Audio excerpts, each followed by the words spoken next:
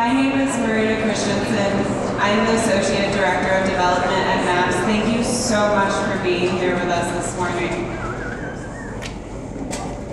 We are gathered here in Austin, Texas, the ancestral home of the Tonkawa tribe. We offer our gratitude to this sacred land and the keepers of it. As you may be aware, this past weekend marked the celebration of Samhain, the ancient Celtic celebration, one of the most sacred times of the year for my personal ancestors. Samhain is the point of the year when we shift from lightness into darkness, and thought to be when the veil between the worlds in this realm and the spirit realm is the thinnest. I'd like to share with you all an invocation to honor our ancestors and our dearly departed. Hey. I invite you to put your feet on the floor. Close your eyes if you'd like, and take 3 deep breaths with me, beginning with an exhale. Inhale, and exhale. Inhale, and exhale. And one more time.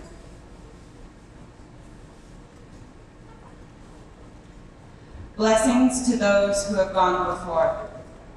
I call to the ancestors who lived and died before I took breath. To all the mothers and fathers who created life, who created me. Walk with me today. I call to the ancestors who lived and died in my lifetime. My beloved dead, my family, my friends. Those who made me laugh and shared in my tears. Who shared this journey with me. Who shared their journey with me. Visit with me again. My breath is your breath. My bones are your bones. We are all relations. I drink water for you. I eat food for you. Together we light the beacon. Together we stand in the doorway. We call to the recently dead.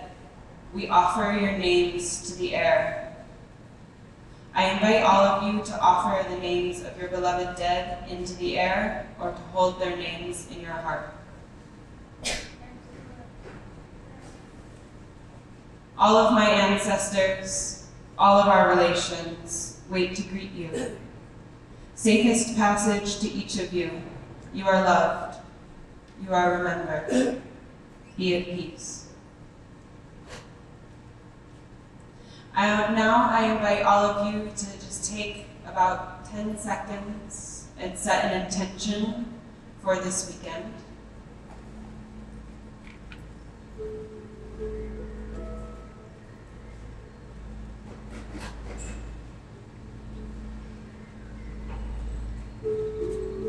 Thank you. It's now my sincere pleasure to invite Liana, Sananda, Gillooly, one of my closest collaborators at MAPS and co-producer of this event, on stage to share some opening remarks.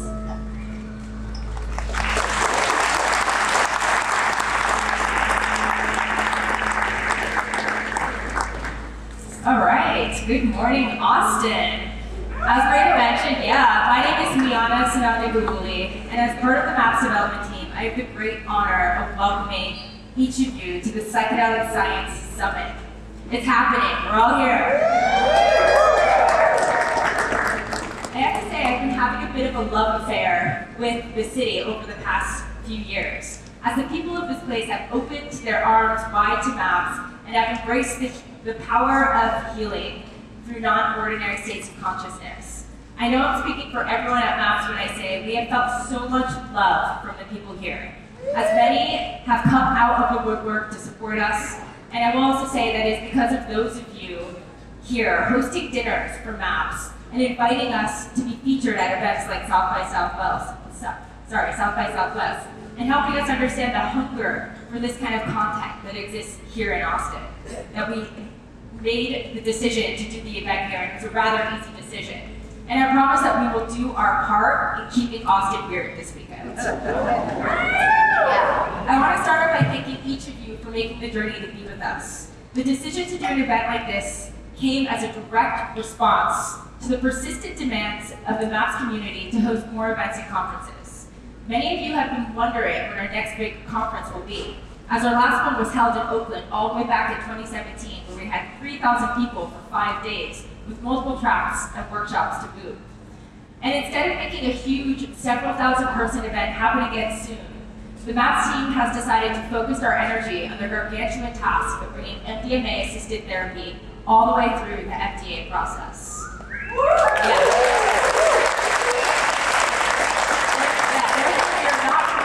Our next several thousand person event until the spring of 2022 or 2023. So to feed the hunger of the MAPS community, we have determined to host smaller regional summits in places that don't normally have access to content on this topic, once or twice per year, leading into the next main event. So this event here in Austin is the first of that series. And I'm really thrilled to report that almost half of the tickets sold to this event went to citizens of the great state of Texas. Yeah, witnessing the response to this event has been incredible. It's really been astounding. It shouldn't really come as a surprise, but I was amazed to learn that we have nearly 300 people on the wait list to attend this conference. So I hope everyone in this room is feeling pretty lucky. And none of this would be possible without the hard work and relentless dedication of the incredible MAPS team that I am humbled to be a part of. I want to take a moment to acknowledge them all by inviting anyone here who works for MAPS to stand up and give a little wave. Okay, there we go.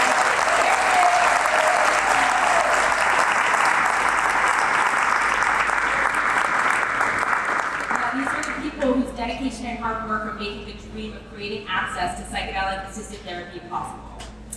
In addition to the MAPS team, we had extra support from Seth Blaustein, Telepathic, who we hired on to produce the conference. And I just want to take a moment to acknowledge Seth.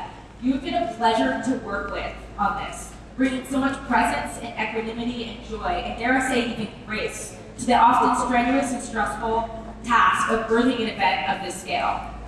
Gratitude is a powerful healing force that builds neural pathways in our brain and can transform a negative mental state into a positive one.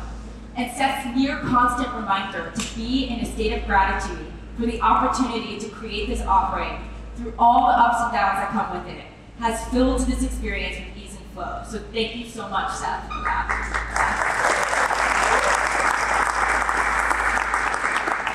We also have a massive volunteer force here, including volunteer team leads who have been supporting us in the weeks leading up to this event. And I know I'm speaking for everyone at MAPS when I say that you have shown us an overwhelming amount of love, and we are so deeply grateful for all of you in the many ways you have shown up for us. I also like to thank our phenomenal speakers who did not hesitate to join us upon invitation. We are ecstatic to have you come and be with us to bring your tall wisdom and intellect to our audience this weekend.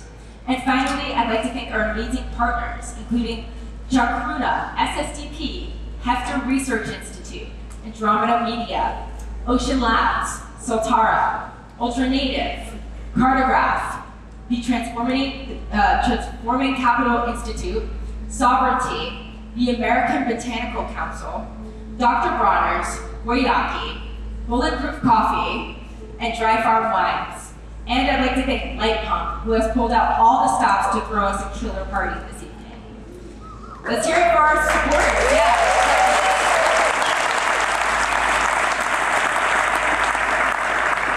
We really could not do this event without the support of our partners. And finally, I'd like to extend my full gratitude to the plants, the fungi, the medicines, and the molecules, to the creator spirit that animates all of life, to all our ancestors from all parts of the world, and to the people of this land that we stand upon. Thank you.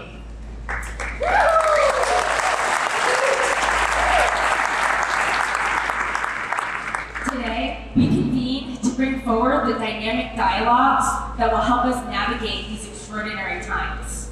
As what once existed only as a dream, a possibility in the minds of just a few, is now being born into our reality. And where once only groups like MAPS were activating this field, there is now a legion of new research groups seeking to bring these new modalities of healing into our world. We are at the point where the pinpricks of light at the ends of long tunnels are growing larger, where once there was immense doubt and uncertainty, we have a resounding sentiment of hope. When I look out across the world today, and I connect with people fighting for justice on many fronts, those of us who are addressing the environmental crisis head-on, I must acknowledge that it is a precious and sacred gift to be working within a movement that feels hopeful. With this hope comes great responsibility. We are all tasked with being excellent conduits for the medicine that is asking to come through our plant and fungal and molecular allies. In these extraordinarily dynamic times of our movement, gathering to share ideas, information, inspiration, and to share the sense of camaraderie that so many of us engaged in this work feel is essential.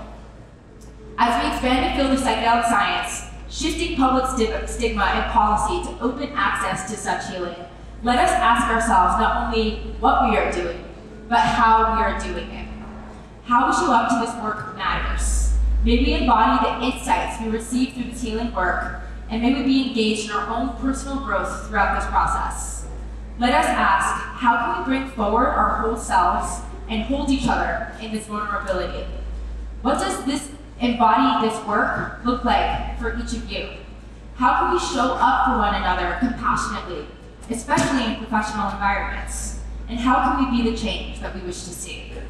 As this movement expands, it becomes clear that every kind of person is exploring non-ordinary states of consciousness. Take a moment to look around this room.